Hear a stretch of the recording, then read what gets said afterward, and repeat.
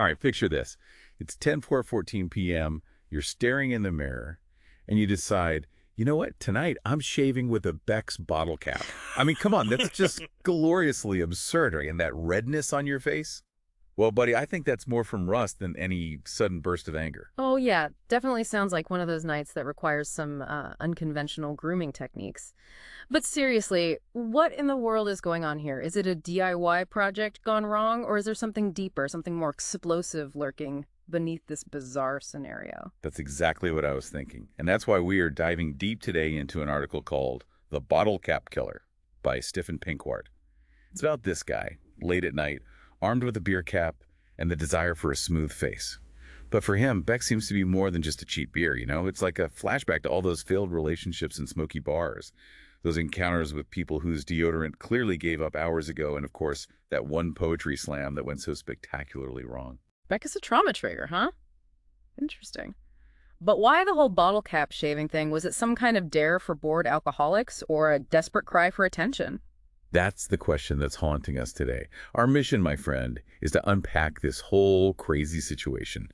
What does this bizarre shaving attempt tell us about our values? What kind of absurd stories do we tell ourselves and others? And could this whole thing reflect the underlying frustration of an entire generation trying to scrape by with, well, a bottle cap? Okay, let's unpack this. The article then takes, well, a pretty macabre turn with the dead pigeon. Tell me more. Our friend of the night stumbles not only through life, but also over... Yeah, a pigeon. Splat. Right in the middle of the night, our protagonist steps on this feathery ex-living being totally unintentionally, of course, like most of our brilliant missteps. And right next to it, like a morbid tombstone, lies this bottle cap. Blood red, slightly bent, and inside, printed in bold letters, "Donate me." Donations requested, huh? Talk about bad taste. Bad taste is an understatement. The color of blood, the death of the animal, and then this brazen request for donations on a piece of worthless metal. It's almost art in a perverse way. What do you think went through the guy's mind when he made this discovery? Did he think, finally, my ticket out of the gutter? Probably something along those lines. First, of course, comes the obligatory hipster diss, a slightly disgusted look at anyone who prints such nonsense on a bottle cap. But then, bam, the brain switches to capitalist calculation. Wait a minute, can I make money with this? Yeah. And then there's this thought that the author mercifully dismisses as a joke, probably to avoid completely losing his mind. But this roller coaster of emotions in a split second is pretty telling, right? From contempt to pure greed to sheer madness. What does it say about us when our first reaction to a bloody bottle cap is business idea? Well, welcome to the 21st century, where even death seems to be up for monetization. But let's talk about this value for a second. The author very precisely calculates for us what a bottle cap is actually worth. A whopping 0.000009 euros. So to actually get rich, you'd have to empty entire oceans of them, which would get you nothing but a slip disc and a charge for environmental pollution. Exactly. Yeah. The material value is so ridiculously small that it hurts, but then comes the kicker. The symbolic value. This tiny lacquered remnant of a night out suddenly becomes a ticket to a moral supermarket, as Pinkwart so aptly puts it. What are you buying there, expert? A guilty conscience with discount coupons? In the supermarket of morality, it's more about image management, I think. What do you do with a bottle cap like that? Option 1, throw in the trash. Convenience wins. Environmental awareness, not so much. Option 2, collect them. Maybe for better times, maybe for a bizarre bottle cap armor. Option 3, donate it. Boom, you're a good person again. You've earned your indulgence for the dark corners of your internet history. This merciless honesty with which our supposedly good deeds are exposed is refreshingly cynical. What do you say to that, you noble donor of bottle cap ideologies? Bullseye. This moral incontinence, this constant swaying between the desire to be a saint and the fact that we are all just sinful assholes with occasional bouts of bad conscience that's spot on. But there's this fourth option that Pinkwart calls uncomfortable. What's behind that dark door in the moral supermarket? Behind this door awaits the ultimate utilization. The story. You turn the bottle cap into a performance. Imagine this. You're standing on stage, the spotlight is blinding you, your voice is trembling, your left eyelid is twitching uncontrollably, and you're presenting this damn bottle cap as a symbol of, well, of what, actually? The collective rage of a generation hoarding bottle caps because the real solutions are seemingly gathering dust on the bargain shelf of greed. Now, here's where it gets really interesting. What's your spontaneous association with this performance idea? A liberating act or a painfully embarrassing moment of secondhand shame? That's a tough one. On the one hand, this idea has something of a cathartic purging of the soul. On the other hand, I imagine the faces in the audience somewhere between what the hell and he's speaking my mind. Hmm. But this anger that is supposed to be channeled, where do you think it comes from? Is it just pubescent whining, or is there something serious behind it? I think it's this paralyzing powerlessness in the face of global crises that feel like they're being juggled by incompetent clowns while we're messing around with microscopic crap like this.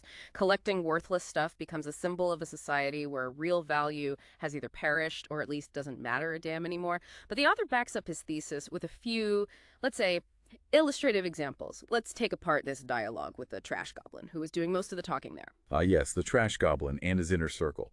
A credit card, a brain, and a heart. The credit card, naturally the personified arrogance of capital, first asks snidely what the trash goblin even wants. The brain, still with a spark of idealism, rambles on about alternative lifestyles, while the heart, in its naive romanticism, might even want to save lives someday when the trash goblin has collected enough bottle deposits. But the credit card counters icily. He's not saving anything and is more likely the reason prostitutes laugh at his credit rating. And even the idea of buying a book is only met with cynical applause. Do it. Maybe you'll learn some self-respect. Nice, isn't it? So much charity in a single conversation. What do you think this exchange tells us about our inner turmoil? It's this permanent struggle between our idealistic notions, the harsh pragmatism of surviving in capitalism, and the emotional desire for meaning and recognition. The alternative lifestyle is dismissed as a romantic delusion, the hope for altruistic deeds is exposed as ridiculous, and at the end of the day, all that matters is whether the credit card is glowing or in the red. Then comes this second example, where it's about the missed opportunities.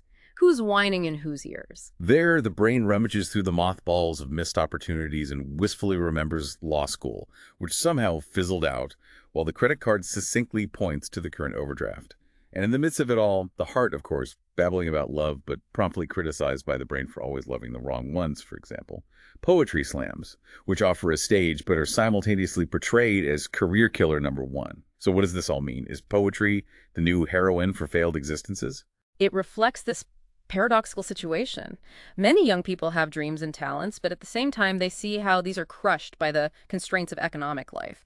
Art, here personified by poetry slams, becomes an outlet, but also something that doesn't fit into the common pattern of successful and valuable. And then we have this third, particularly, let's call it profound example. What was that about again? Oh yeah, manipulation, efficiency, and the bizarre idea of being somehow lovable despite all your flaws. The brain exposes the manipulative scheme, the credit card cynically praises the efficiency of the scheme, and the heart clings to the hope of being loved even if you're actually a ticking time bomb inside. And as an absolute highlight, there's the mention of TikTok capitalism explanations in Nutella jars. You really have to wonder where we've ended up. Is this the new form of enlightenment? It's the ultimate reduction of complex issues to viral snippets, often garnished with a good dose of self-deception and the promise of instant gratification. The hope for love and recognition is linked to short-lived trends and dubious influencers. A pretty depressing diagnosis of our modern society, don't you think? But then comes the big bang, the final act in the theater of absurdities. What happens on stage? Our protagonist, visibly at the end of his mental rope, dumps thousands of bottle caps onto the stage. An impressive image of futility, as the remnants of a failed collecting frenzy roll across the boards. How must it have felt for him to physically manifest this collected meaninglessness in such a way? It is the ultimate proof of his inner emptiness, the physical representation of his failed search for value in material things, an act of pure desperation, but at the same time a performative transgression of boundaries that is supposed to trigger something in the audience. And then comes the sentence that turns everything upside down, right? Exactly. In the middle of this leaden silence, it bursts out, "I collected trash to feel valuable, and now you're clapping for it." Boom. Silence. And then applause. Not enthusiastic cheering, but rather a kind of collective, restrained clapping from people who feel caught. People who have recognized their own search for meaning in the superficial, in this reflection on stage and think, damn, that's me. Oh. Ouch. What does this moment say about the relationship between artist and audience? It is a moment of painful honesty, an exposure of the often superficial consumer culture in which we seek recognition. The applause is not a glorification of the performance, but rather an expression of compassion and the painful recognition of one's own inner emptiness. And then the author turns directly to you, the dear listener. What two options does he present in case you've made it this far? Are you a hopeless case or a potential arsonist? Yes, if you're still with us, dear listener, then according to Pinkwart, there are only two possibilities. Either you have serious problems, whatever that means, or you're about to burn the literary world to the ground. Pretty drastic statement, right? But somehow also motivating. A deliberately exaggerated escalation to underline the seriousness of the situation and to lure you, the listener, out of your comfort zone. It's about confronting your own frustrations and desire for change, whether you're a bottle cap collector or not. And for precisely these existential crises, Pinkwart then presents his miracle weapon, right? What's this poetry master supposed to be good at? Can it also make aftershave out of beer? Not that I know of. But he presents the Poetry Master as the solution to all your literary and probably other problems as well. But not as some esoteric self-help nonsense, but as a verbal flamethrower, a bastard child of Shakespeare and street fighting, a toolbox for texts that hurt but heal. Sounds more like instructions for a literary rampage than gentle therapy, right? A very aggressive and unconventional approach to the topic of writing as an outlet for pent-up emotions. This is not about sugarcoating or melodious poems for Sunday evening, but about raw, unvarnished honesty and about transforming one's own anger and vulnerability into something creative and effective.